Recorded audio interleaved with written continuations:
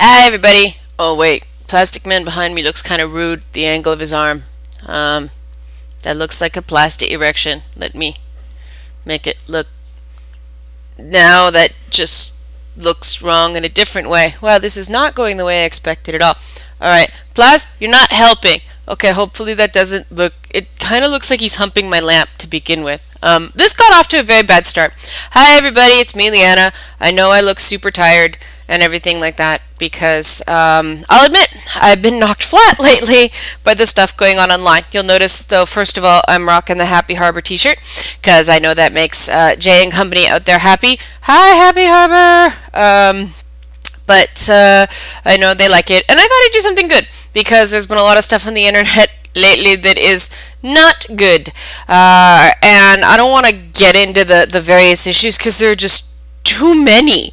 What I want to talk about, since I used my videos for sort of more nerdy things and we use the podcast for more general things, is I want to talk about the way to have a discussion on Twitter, Facebook, whatever, because a lot of people are breaking the rules lately. The biggest thing that's really bothering me is I can't scroll through my Twitter feed without stumbling upon pictures of dead kids. And I'm not talking, just lying there like they're sleeping dead. I'm talking about bloody, missing limbs, missing legs, like nasty zombie flick territory, dead kids. And there is no one in the world that isn't a psychopath that likes dead kids, that supports dead kids, that supports anything that leads to dead kids. We are all equally agreed that dead kids are bad.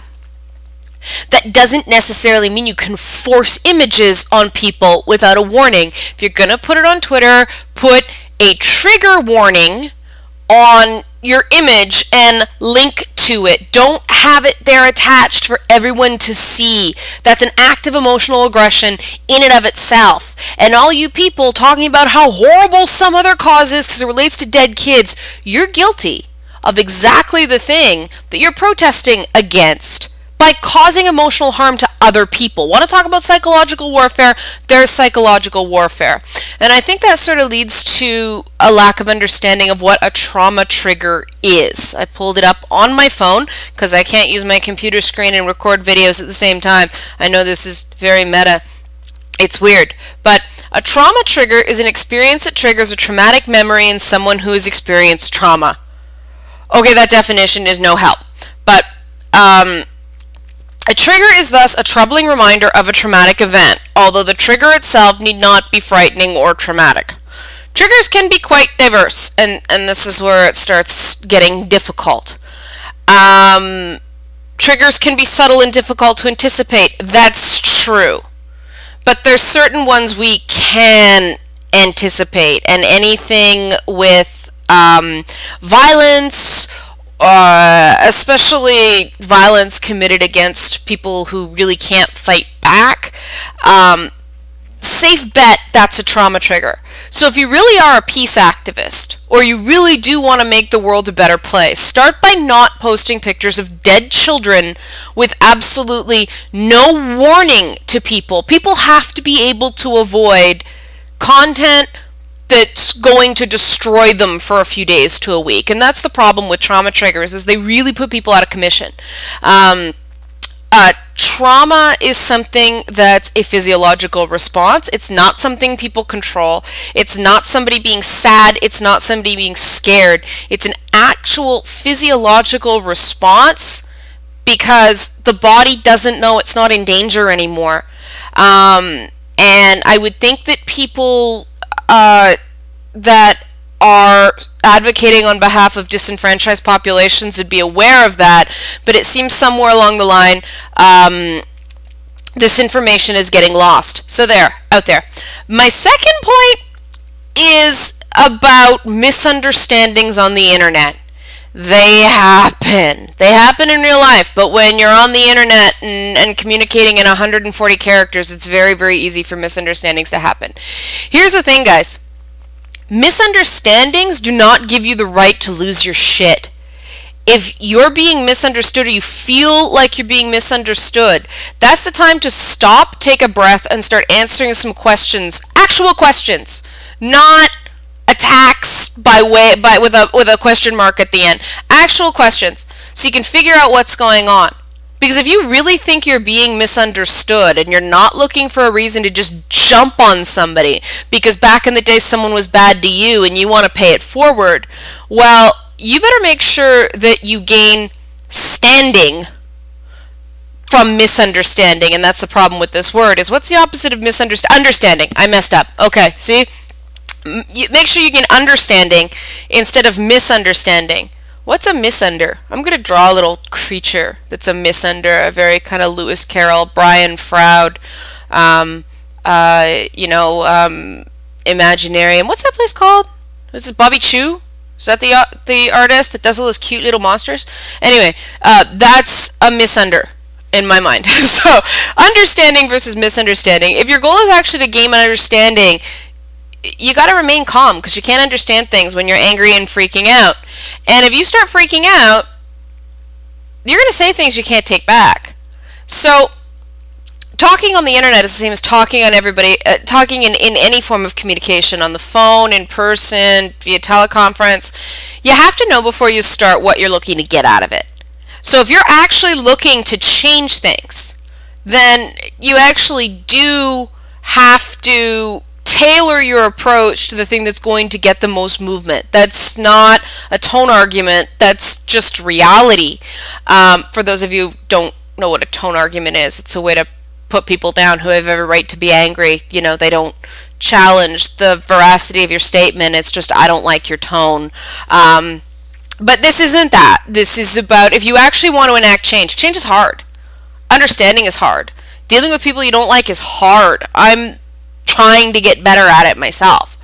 But if you freak out, if you lose control of yourself, you have to admit you're part of the problem. I do. I know. When I completely lose it and I start behaving irrationally, I have to recognize later I was part of the problem there. That doesn't mean it's my fault. That being accountable is different than blaming yourself for everything. Because I think in order to be accountable, you have to have a certain amount of self-worth to admit and kind of sit back and go, yeah, I screwed that up, but I'm not a screw-up.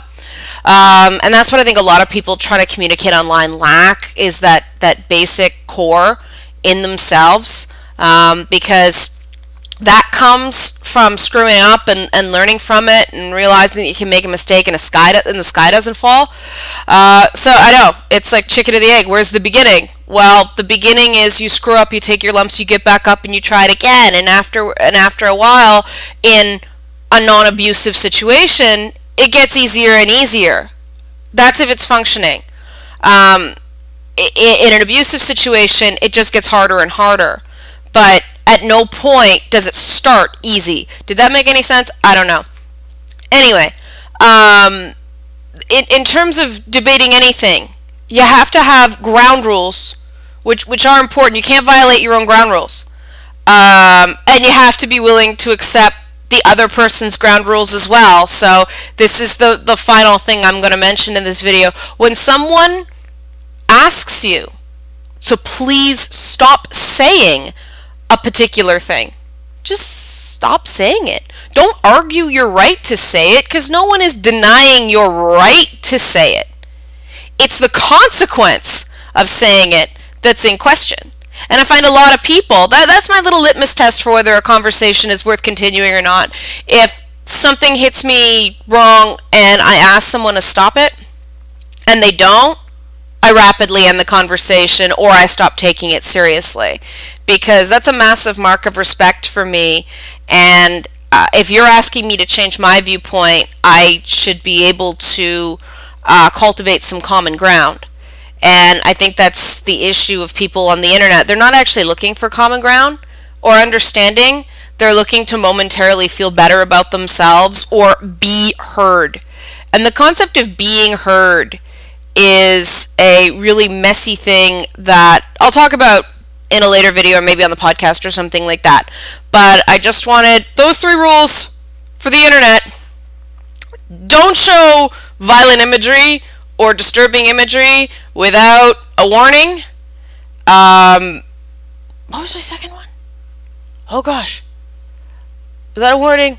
The second thing I said, scroll back, and then be prepared to honor the requests of the other person. This is going to drive me crazy now that I can't remember the second thing I said. What was it? I'll scroll back and add it in comments. Anyway, those are my 3 things, even though I forgot the second one, which is turn this all into step 1, collect underpants, step 3, profit. What's step 2? I don't know, but you can watch again and find step 2. But that made it funny at the end, right? I'll put Plasticman's arm back. There we go.